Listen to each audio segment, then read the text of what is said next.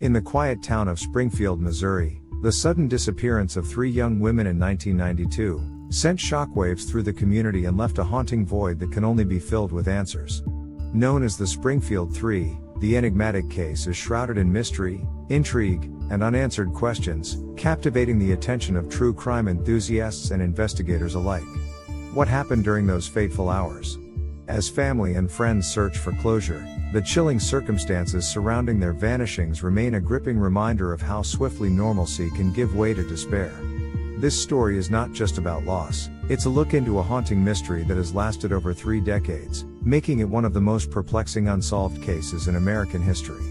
Here's what we know. On June 7, 1992, 3 women, Suzanne, Suzie Streeter, her mother Sherrill Levitt, and Sherrill's friend, Stacy McCall, vanished from a home in Springfield, Missouri, leaving behind a community desperately searching for answers. As witness testimony, forensic evidence, and wild theories swirled, the quest for the truth became a chilling testament to the complexities of human nature, and the dark undercurrents that can exist in small towns. The morning of June 7 marked a typical Sunday in Springfield. Vibrant sunshine spilled over the quaint neighborhood where Sherrill Levitt and her daughter Suzie lived. The two had recently celebrated Suzie's high school graduation with big plans for an exciting summer. Alongside her vibrant energy, Stacy McCall, a close friend of Suzie's, frequently visited the Levitt household, adding to the warmth of their domestic life. However, that Sunday morning would turn out to be anything but ordinary. Within the Levitt home, an unsettling silence replaced the usual laughter. When Sherrill's mother arrived for a visit, her heart sank upon finding the front door ajar and the television still blaring in the background. Their purses, cars, and mobile phones were all untouched, and there was no indication of where the women had gone or any struggle that had taken place. The police were quick to respond, recognizing the gravity of the situation. Investigators combed through the house, noting details in a bid to uncover signs of foul play.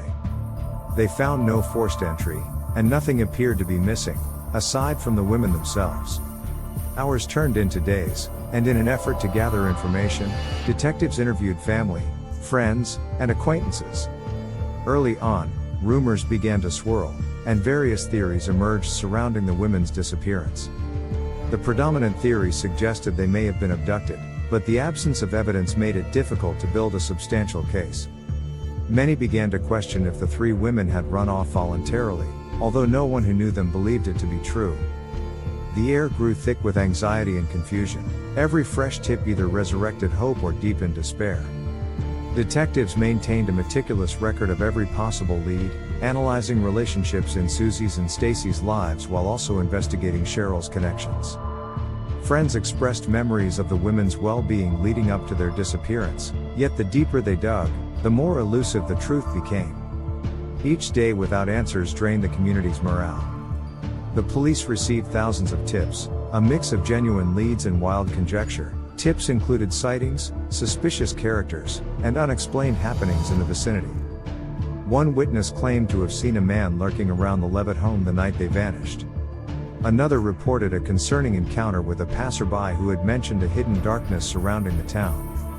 As the weeks passed, investigators returned to their initial notes to further analyze the information regarding anyone who had crossed paths with the women in the days leading up to their disappearance. One name emerged repeatedly: Robert Craig Cox. A man with a troubled past. His record included previous incarcerations for petty crimes, including fraud and theft. Cox lived not far from the Levitt household and had a reputation for erratic behavior. Had he been watching the women? Investigators brought him in for questioning, hoping that thorough interrogation might unravel a thread, leading them closer to the truth.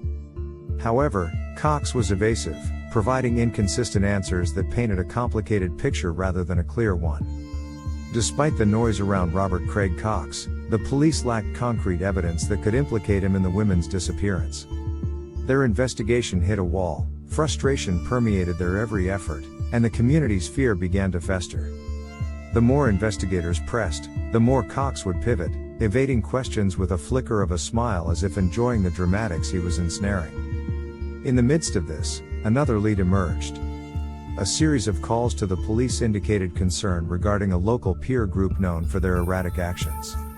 several individuals painted a portrait of young men hanging out near the Levitt home who had reputations for petty crimes. The police explored this lead, which suggested a network rather than an isolated incident. Amid the investigations, the town of Springfield began to murmur.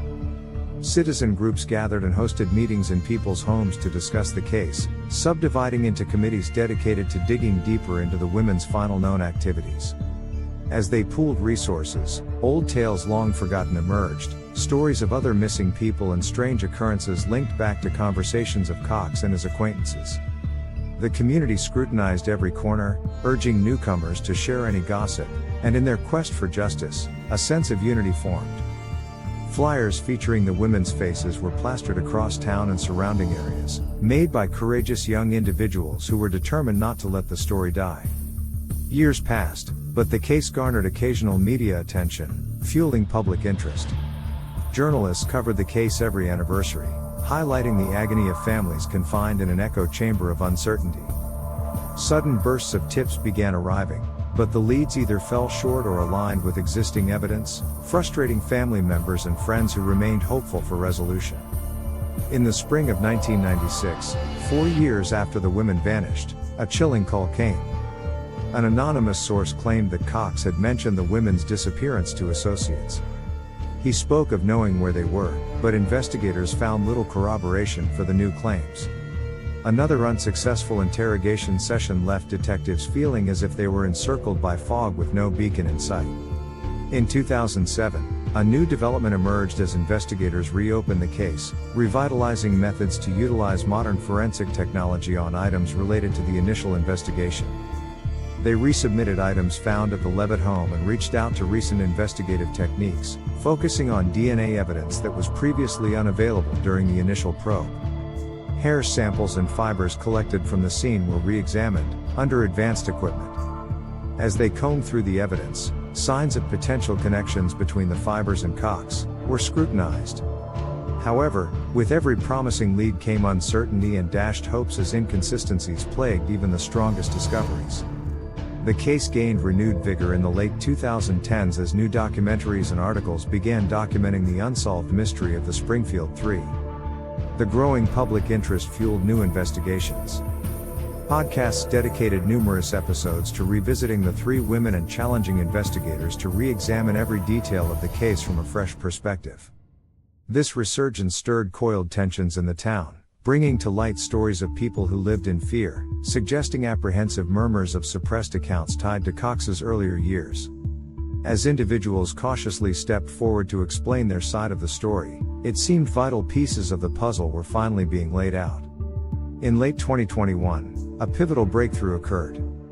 An individual who previously chose to remain anonymous, for fear of retribution, contacted authorities to share information that suggested they had indeed witnessed between Cox and the women on the night of their disappearance. Their testimony invoked a chilling recollection of Cox's erratic behavior during a local gathering near the Levitt home. This witness revealed details about a confrontation involving the women and Cox just before they vanished. This testimony aligned with several indirect accounts and served to rally investigators who began piecing together a timeline that could illuminate crucial events that led to the women's disappearance. With mounting evidence shifting against Robert Craig Cox, investigators approached him once more in January 2022, directly confronting him about the eyewitness accounts. They laid out the testimonies one by one, creating a leverage that had not been available during previous interrogations. Cox's demeanor shifted under scrutiny. The facade he maintained began to fray, unraveling at the seams as pressure mounted.